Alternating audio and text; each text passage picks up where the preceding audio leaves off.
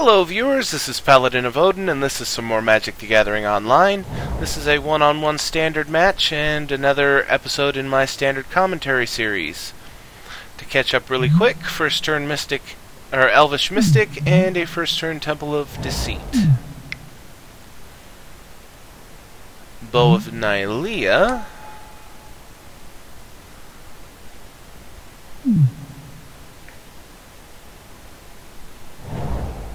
A second Temple of Deceit.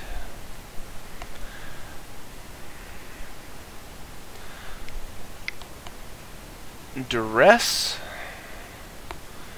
Alright, we'll find out what's in his hand. I was thinking that it was an elf deck.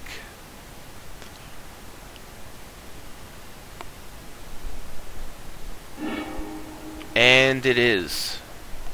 But he gets rid of Guild, which is a very nice card.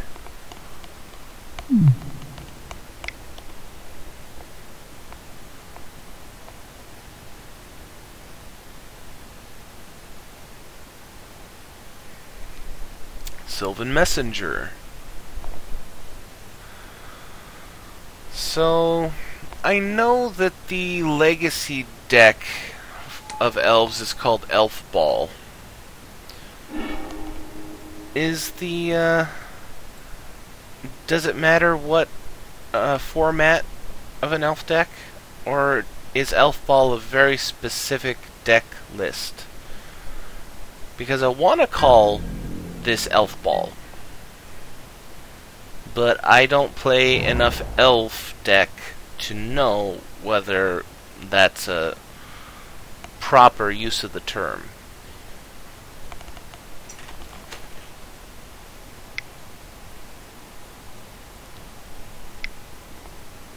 Morph. I have to say I really like the art for the new Duress, or the reprint of Duress. That just looks so cool. Lightning bolts coming out of his eyes, and it kind of looks like there's like a door to another dimension in his mouth.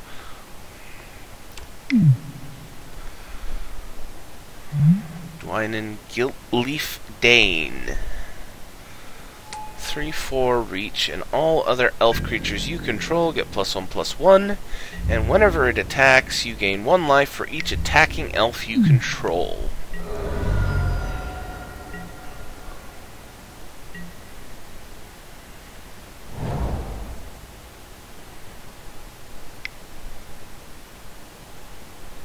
Shorecrasher Elemental.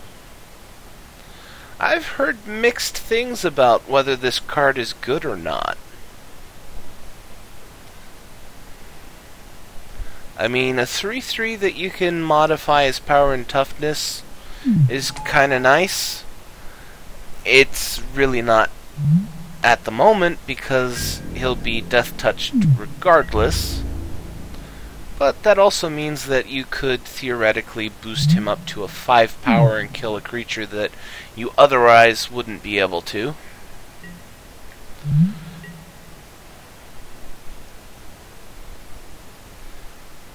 Oh, and well, you could declare him as a blocker and then pay the blue to exile him, but Dwynen's Elite.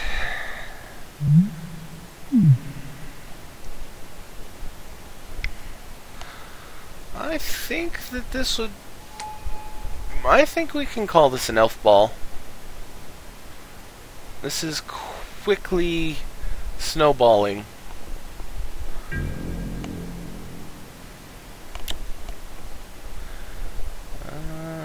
I would attack with the Sylvan Messenger alone.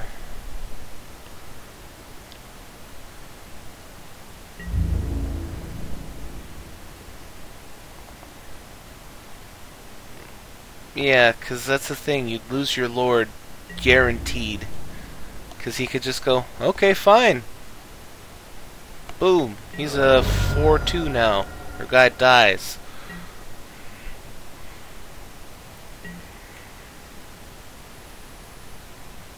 Alternatively, he could have blocked that guy and then paid the 2.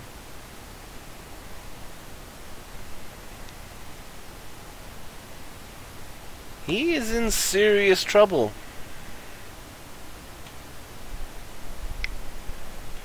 Duress.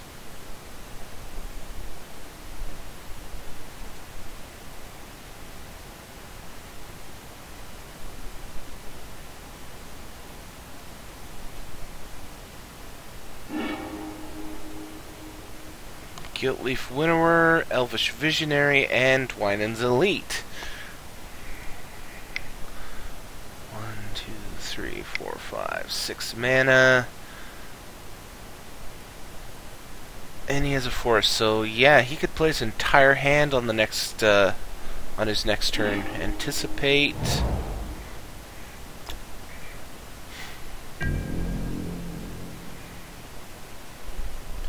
Okay. So the black-blue player, if he survives the next attack, which he most likely will, then he really, really needs something like a Languish. In fact, I think that might be the... well, he's playing blue, so he could play Whelming Wave, but that would only slow down the elf deck. A Languish would brutalize it. Ooh, ow. I don't know that he can survive the attack now.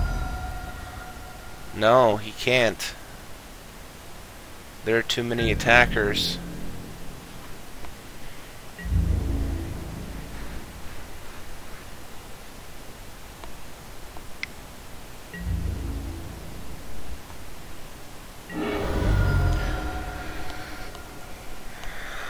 Goodol Lurker. What is that? 1/1 that can't be blocked. Megamorph.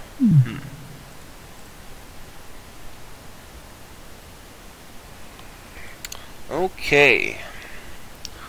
Well, based on what we saw from the black and blue deck in the last game, his deck really doesn't seem fast enough to keep up with the elf deck.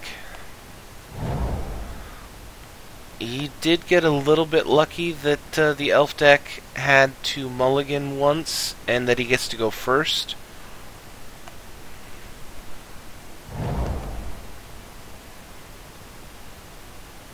Oh, and he missed a first turn Mystic. That's always the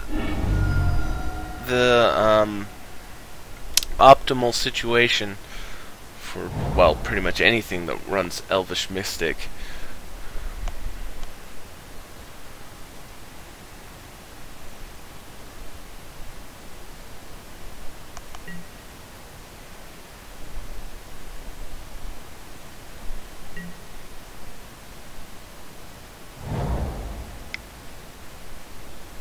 Sword of the Animist. Equipped creature gets +1/+1. Whenever a equipped creature attacks, you may search your library for a basic land card, put it onto the battlefield tapped, and then shuffle your library.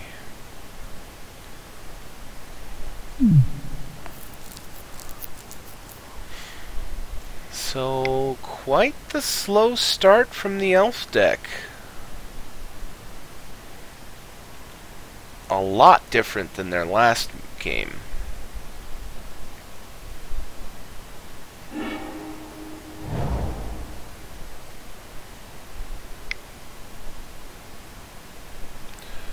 Vortex Elemental. 0/1, pay 1 and put Vortex Elemental in each creature blocking or blocked by it on top of their owner's libraries. Then those players shuffle their libraries. Target creature blocks Vortex Elemental this turn if able.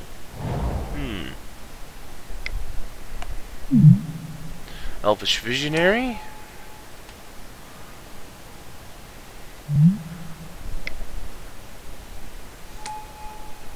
I can't help but seeing the optimal plays with this creature, but I have to be a realist. Why is this in your deck?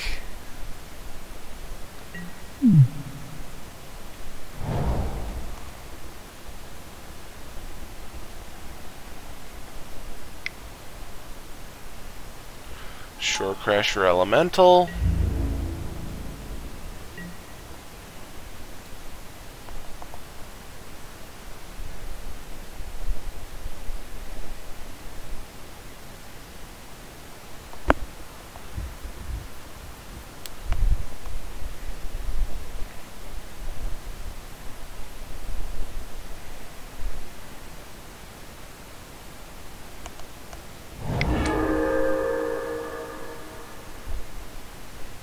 Gilded him.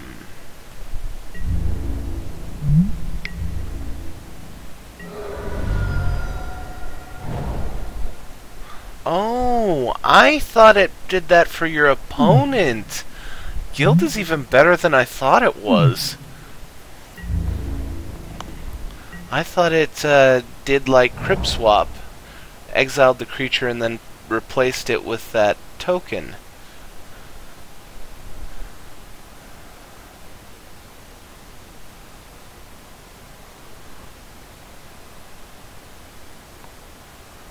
So, with Shore Crasher gone... Ooh, ultimate price. No lands for you.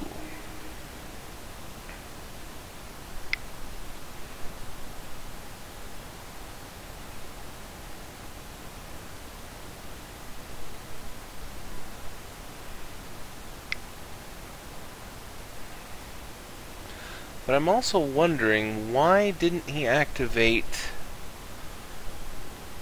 the Shore Crasher's ability to exile itself so that Guild fizzled?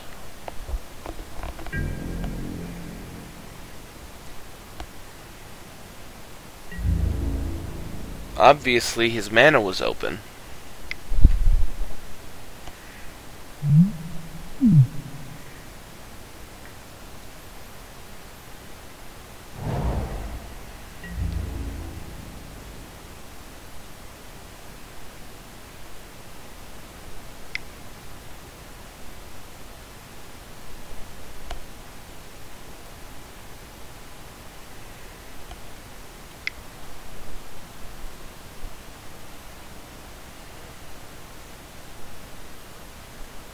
I mean, that is a nice little trick. You know, he's a 1-drop and pay 1 and you can make a creature go away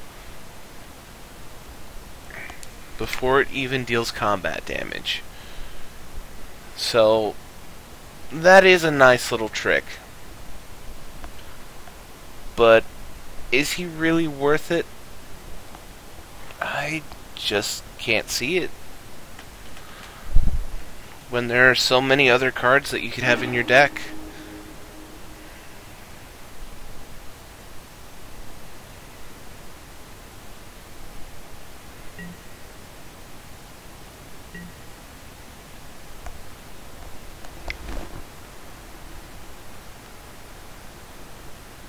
Second one is Elite.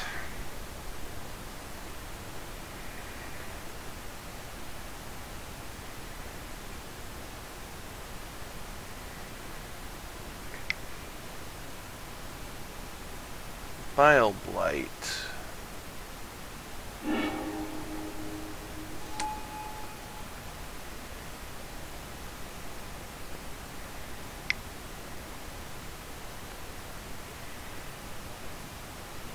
I don't know that it would have made a difference, but I would have waited until he tried to equip the Sword of the Animist.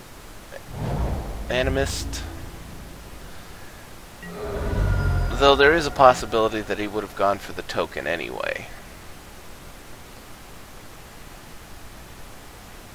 But ultimately...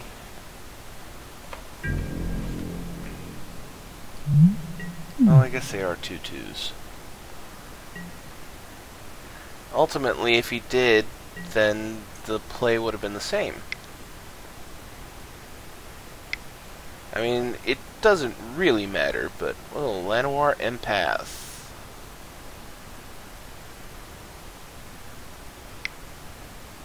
Disdainful Stroke. No Llanowar Empath for you.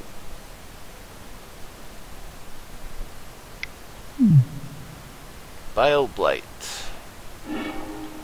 Okay, the board is clear. The elf deck will have 3 cards to play with.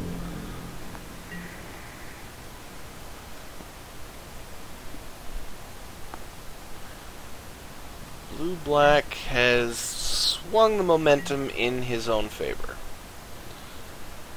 He doesn't have a lot to show for it, but when you compare this game to the first game, he is doing much better. Oh, and he gets Llanowar Empath.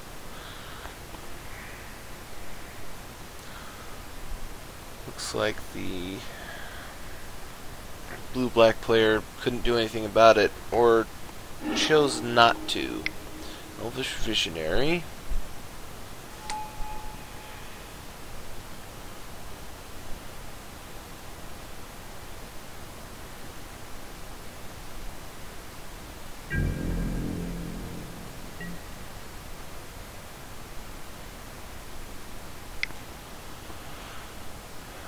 Okay, what's he got?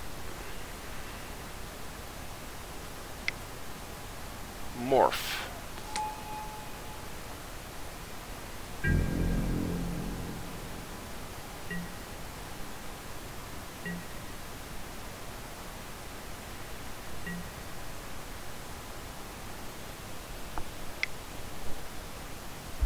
Now we know that Shorecrasher Elemental's a morph. We saw his other little guy, which was a morph. He plays Dwynen, the legendary elf. Equips the sword to the Elvish Visionary.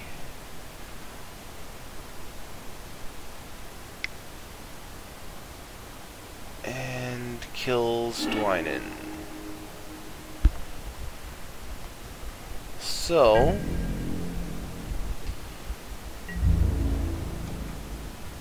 he's got a 2/2 morph. The other guy's got 2 2/2 creatures.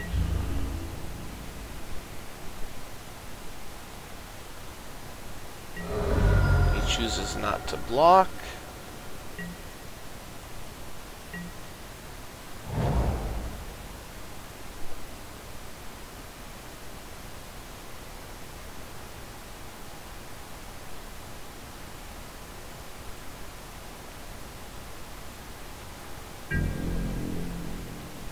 Six mana. He's keeping his morph back.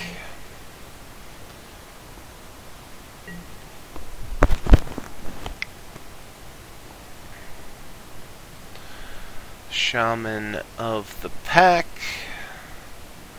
Not quite as brutal as it was in the last game, but when you're already down to 12, losing 3 life is a pretty big deal. Oh, and a second Shaman of the Pack.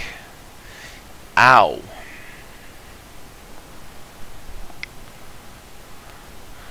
Polymorphist's Jest. Ah, you now have frogs, sir. Enjoy them. So he narrowly avoided losing 4 life.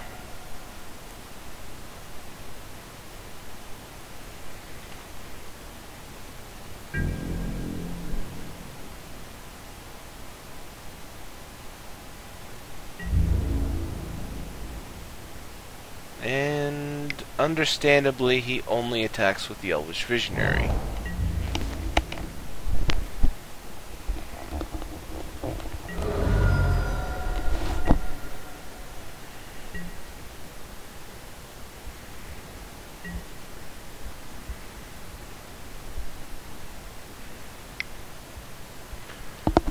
Vortex Elemental! Ah, he unmorphs for 5. Okay. Ah, Goodle Lurker.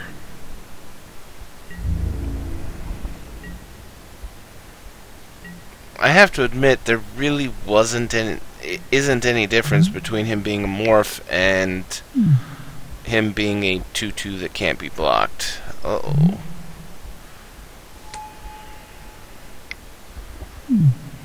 Okay, so that's not as bad. Oh, and Sylvan Messenger. So this is quickly gotten out of control. Let's see, if he blocks both the 3/3s, he'll take 4. Oh, and there's a third Shaman of the Pack. That is game. Yeah, he did much better in the second game, but ultimately his deck is really slow, and it doesn't have much in way of offensive capability at all. I mean, I like the idea of the little 2/2 that can't be blocked, but I didn't see anything you can do to buff him. So he's just a 2/2 that can't be blocked.